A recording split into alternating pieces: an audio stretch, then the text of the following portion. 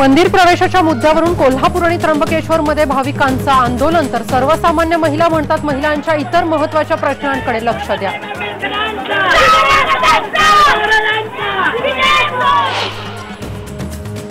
धरण उशाला आणि कोरडं घशाला अनेक गावांना पाणी पुरवठा करणाऱ्या पुणे जिल्ह्यातल्या भाटघर धरणाकाठची गावं मात्र तहानलेली। दुष्काळावर मात करण्यासाठी कोणीच साथ देईना, लोकप्रतिनिधींनी पाठ फिरवल्यामुळे वाशिममधलं वसाई गाव गावकऱ्यांनी काढलं विकायला। पंतप्रधान मोदींच्या आदर्श ग्राम योजनेला पालघरचे खासदार चिंतामण वनगा यांनी फासलं हरताळ। वनगा यांनी गाव दत्तक घेतलं पण फक्त नावापुरतं। रत्नागिरीत कुष्ठरोग रुग्णांच्या वसाहतीच्या भिंती कोसळल्या, अनेक रुग्णांचे संसार उघड्यावर, सुदैवानं कोणतीही जीवितहानी नाही। दुष्काळाचा जनावरांनाही फटका, परभणीमध्ये अँथ्रॅक्स रोगानं 150 पेक्षा जास्त मेंढ्या मृत्युमुखी। आणि चंद्रपूरमधल्या 25 वर्षांच्या धावपटूची श्रीलंकेमध्ये होणाऱ्या आंतरराष्ट्रीय स्टुडंट ऑलिम्पिक स्पर्धेसाठी निवड, पण आर्थिक अडचणींमुळे मदतीच्या प्रतीक्षेत।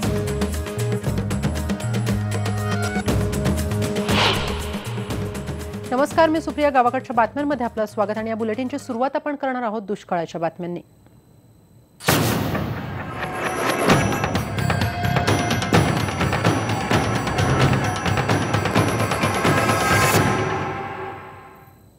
बातमी आहे पुण्याची। पुणे जिल्ह्याच्या पूर्व भागाला पाणी पुरवठा करणाऱ्या भाटघर धरणकाठच्या गावांची परिस्थिती ही धरण उशाला कोरडं कशाला अशी आहे।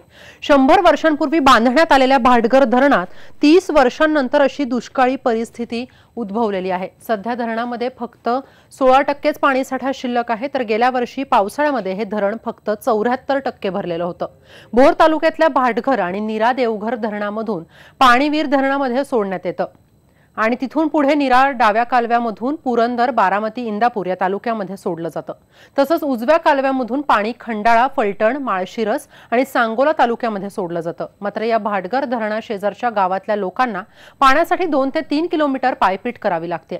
या पाणलोट क्षेत्राजवळ असलेल्या गावांमध्ये पिण्यासाठीही पाणी नाहीये, टँकरची सोय पण होत नाहीये। आपण पाहू शकतोय की भरपूर पावसाचा हा प्रदेश आहे आणि 2014 मध्ये हे धरण 100% भरलेलं होतं।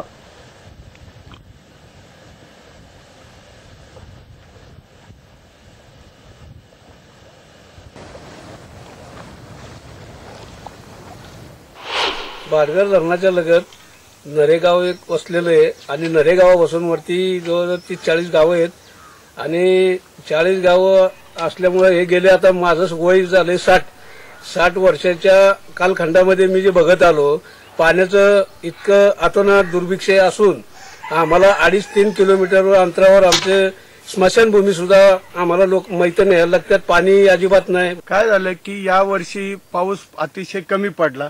जो पाऊस पडला तो धरणाच्या 20 फूट अजून कमी होतं तर खाली सरकारने पाणी सोडून दिलं। पुन्हा आम्ही 50 फुटावर खाली गेलो। थोड्या वेळाने पाऊस जास्त पडला, पुन्हा आहे त्याच लेवलला आलं, म्हणजे धरणं पूर्ण भरलेलं नाही, फक्त 76% पाणी या वर्षी धरणाचं भरलं।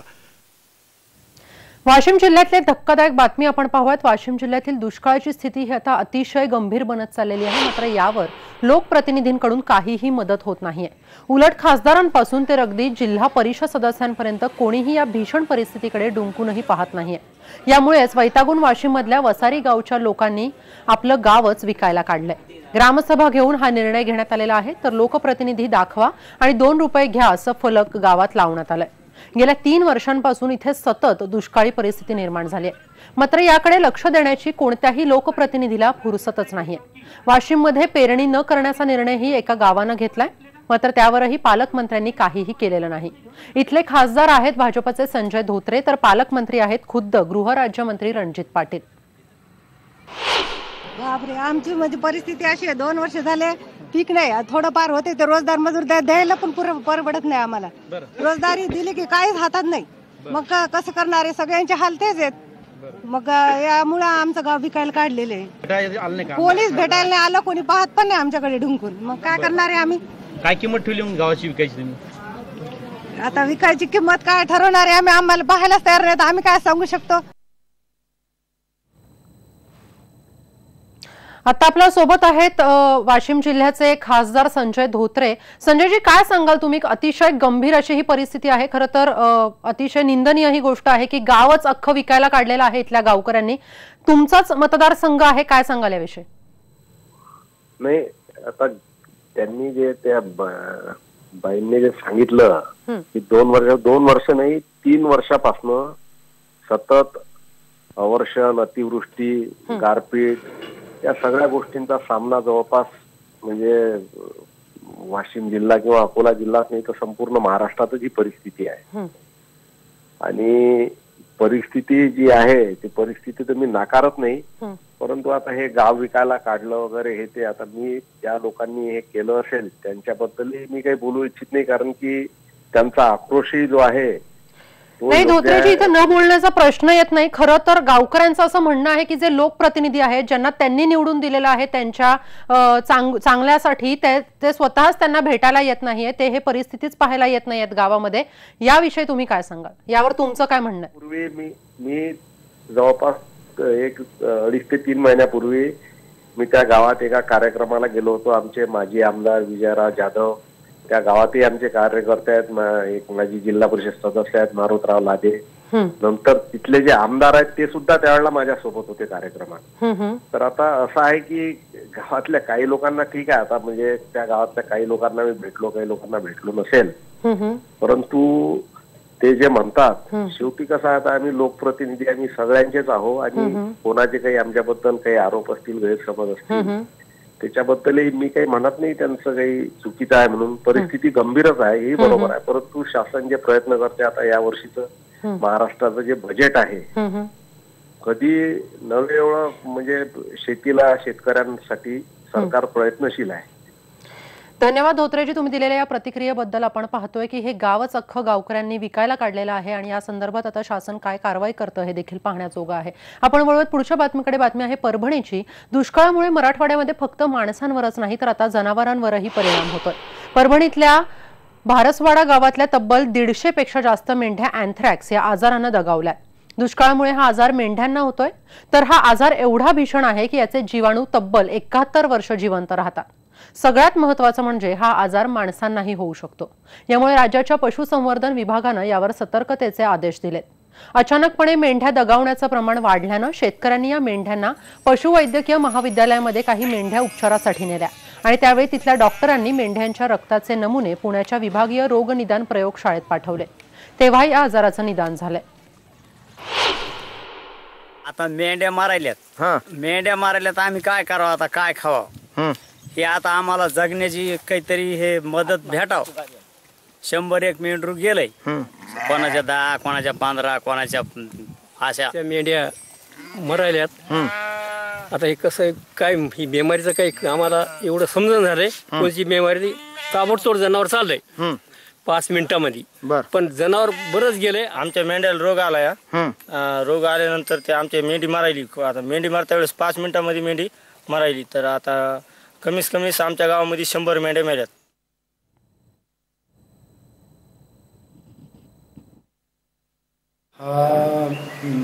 आंथ्रॅक्स जीवाणू ह्याच्यामध्ये मेंढ्यामध्ये आढळून आलेले.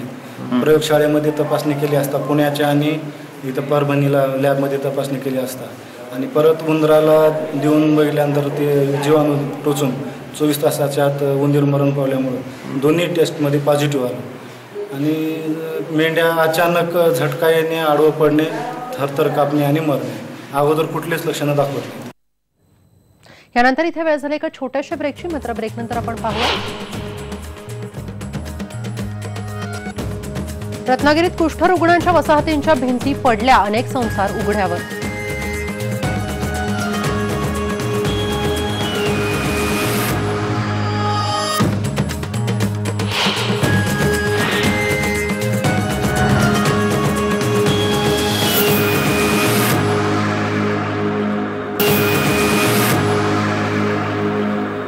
ब्रेकनंतर आपलं स्वागत. मंदिरांच्या गाभाऱ्यामध्ये महिलांना प्रवेश मिळावा यासाठी आज कोल्हापूरमध्ये महिलांना आंदोलन केलं. तर तिकडे त्र्यंबकेश्वरमध्ये हाच मुद्दा उपस्थित झाल्यानं महिलांनाच काय तर पुरुषांनाही गाभाऱ्यामध्ये दर्शनासाठी प्रवेश बंदी करण्यात आली आहे. सर्वसामान्य महिला मात्र या स्टंटबाजीला विरोध करतायत. काय घडलं आज दिवसभरात पाहूयात एक स्पेशल रिपोर्ट. महिलांच्या मंदिर प्रवेशामुळे सध्या राज्यात जोरदार वाद सुरू आहे. ठिकठिकाणी त्यावरून आंदोलनं केली जात आहेत. शनी शिंगणापूर पासून सुरू झालेला हा वाद आता कोल्हापूरच्या अंबाबाई मंदिरापर्यंत जाऊन पोहोचला.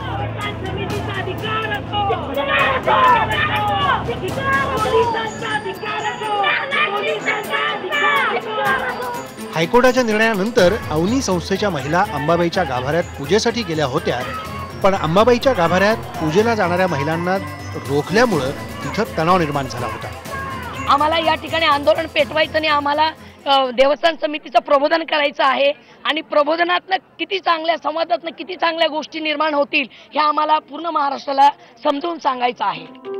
अंबाबाईच्या गाभाऱ्यात फक्त राजघराण्यातल्या महिला आणि पुजारी महिलांनाच प्रवेश दिला जातो अशी भूमिका या आंदोलनानंतर श्री पूजकांनी घेतली आहे. त्यामुळं हा वाद आता कोल्हापुरात चिघळण्याची शक्यता आहे. हे आईचं देवस्थान आहे, महालक्ष्मी आणि लेडीज यात काय तर फरक आहे. ती लेडीज आहे, मी लेडीज जातो म्हणून गर्भकुंडापर्यंत जाणं हा तर बरोबर नाहीये. 2011 साली पण हाच हे झालता, त्यावेळेला सुद्धा आम्ही हे मोडून पाडलेलं आहे आणि इथून पुढे कोणी कुठूनही येऊन देत आम्ही ते यशस्वी होऊन देणार नाही. काही कार्यकर्त्यांनी आतमध्ये मंदिरामध्ये जाऊन महालक्ष्मीचं दर्शन घेण्याचा आग्रह धरला, परंतु त्याला पुजाऱ्यांनी थोडासा विरोध केला आणि म्हणून त्या ठिकाणी कायदा आणि सुव्यवस्थेचा प्रश्न निर्माण होऊ नये, वाद होऊ नये आणि इतर भाविकांना मंदिरात जमलेल्या दर्शन घेतावं यासाठी पोलिसांनी त्या ठिकाणी चोख बंदोबस्त ठेवलेला होता. त्र्यंबकेश्वर मंदिराच्या गाभाऱ्यात महिलांना प्रवेश बंदी आहे, तिकडेही त्यांना प्रवेश मिळावा म्हणून आंदोलन झालं होतं. आतापर्यंत पुरुषांना गाभाऱ्यात दर्शनासाठी प्रवेश दिला जायचा, पण महिलांबरोबरच पुरुषांनाही प्रवेश बंदीचा निर्णय मंदिर समितीनं घेतलाय.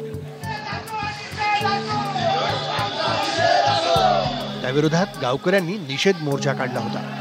मंदिरांमध्ये महिलांच्या प्रवेशावरून सर्वसामान्य महिलांमध्ये वेगवेगळ्या प्रतिक्रिया उमटतात. आजच्या तारखेमध्ये महिलांच्या जीवनात बाकीच्या इतर खूप साऱ्या समस्या आहेत. तर त्याच्याकडे जर जास्त लक्ष केंद्रित केलं तर जास्त बरं होईल. याच्यापेक्षाही अत्यंत ज्वलंत महत्त्वाचे प्रश्न महिलांचे आहेत, जसं की त्यांना स्वयंसिद्ध करणं, ज्यांच्या नवऱ्यांनी शेतकऱ्यांनी आत्महत्या केल्या आहेत त्या बायकांना परत उभं राहण्यासाठी मदत करणं, त्यांना व्यवहार ज्ञान देणं, त्यांना जगात परत येण्यासाठी तुम्ही त्यांना मानसिकरित्या सक्षम करणं, हे असे अनेक गोष्टी आपण करू शकतो. हायकोर्टानेही महिलांना कुठल्याही मंदिरात पुरुषांप्रमाणे दर्शनाचा समान अधिकार कायद्यानं आहेच हे स्पष्ट केलं. तरीही त्या ठिकाणच्या मंदिर समित्या मात्र त्यांच्या नियमाप्रमाणे वागतायत. त्यामुळे मंदिर समिती मोठी की भारतीय घटना हा प्रश्न मात्र अजूनही अनुत्तरितच आहे. कोल्हापूरहून संदीप राजगोळकर आणि नाशिकहून प्रशांत बागसह ब्युरो रिपोर्ट IBN लोकमत. यानंतर इथे वेळ झाली एका छोट्याशा ब्रेकची. तुम्ही पहा फक्त IBN लोकमत.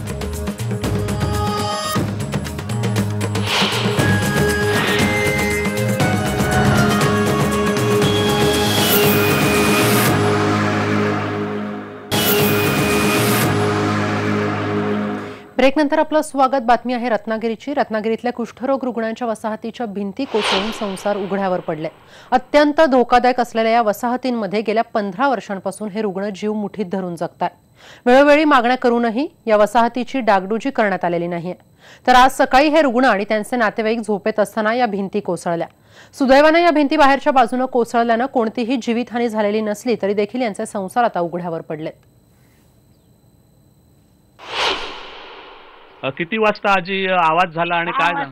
6 वाजता झाला. आम्ही झोपलेला होता, वाचप झाला म्हणून आम्ही उठतो, बघतो तेव्हा असा. आणि मग काय करायचं, मग इथं आमच्या भावानं तुम्हाला फोन करून सांगितलं. म्हणजे हा इकडे भार पडला म्हणून इथं घरात पडला असता तर आम्ही जगला असतो. किती ह्या सगळ्यांना भिंती अशा भेगा पडलेल्या आहेत? म्हणजे सगळीकडेच भेगा पडले, इथून तर पूर्ण सगळ्या भिंती अशा गेलेल्या आहेत. सगळ्या ह्या इकडे सगळ्या आमच्या सगळ्या पुढे वर पडल्या आहेत.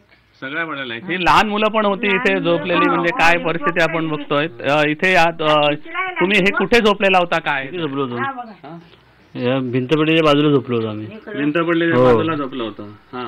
आणि हे सगळ्या कॉलनीची अवस्था अशीच आहे.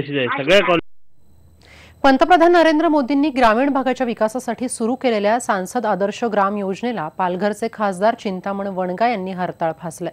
वणगा यांनी गाव तर दत्तक घेतलंय, पण फक्त नावापुरतं। खासदार चिंतामण वणगा यांनी जव्हार तालुक्यातील धानुशी हे गाव दत्तक घेतलेलं आहे। ह्या गावातले मेन प्रश्न सुटले का हे आपण आज पाहणार आहोत। चला तर मग।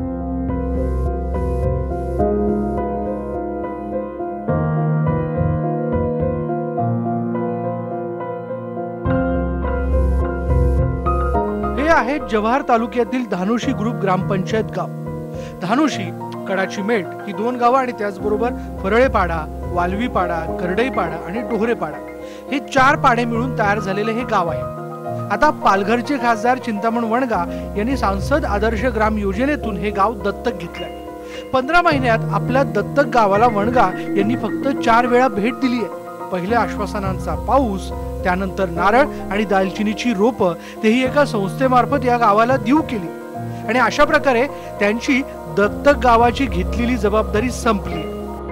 दत्तक दत्तक दत्तक, पण इथं काहीच इतर जे ह्या गोष्टी आहेत म्हणजे विकासात्मक कामाच्या ज्या लोकांच्या अडचण आहेत त्या अजून परत काही मार्गी लागलेल्या दिसत नाही। आता वीज तरी आम्हाला सध्या सिंगल फेज आहे, आमच्या रात्रीचे फॅन वगैरे लागत नाही, तर आम्हाला बाबा 3 फेजची लाईन दिली असते तर लोकांची आमच्या समस्या सुटली असते, पण ते पण आज काय म्हणजे लक्षण त्याच्यात पण दिसत नाही। शेतकऱ्यांसाठी जर थोडे डॅम वगैरे झाले असते तर आम्हाला शेतकऱ्यांचा पण म्हणजे भाजीपाल्याचा प्रश्न सुटला असता, म्हणजे दुबार शेती करता आली असते। व्यायामशाळा, इतर साधने, शैक्षणिक साधने, ग्रंथालय वगैरे, मुलांना MPC वगैरे याची पुस्तके वगैरे, लहान मुलांना वगैरे, मोठ्या मुलांना अशी अजून काहीच सुविधा मिळाली नाही। गावकऱ्यांनी खासदार साहेबांना 71 समस्यांच्या निवारणासाठी पत्र दिले।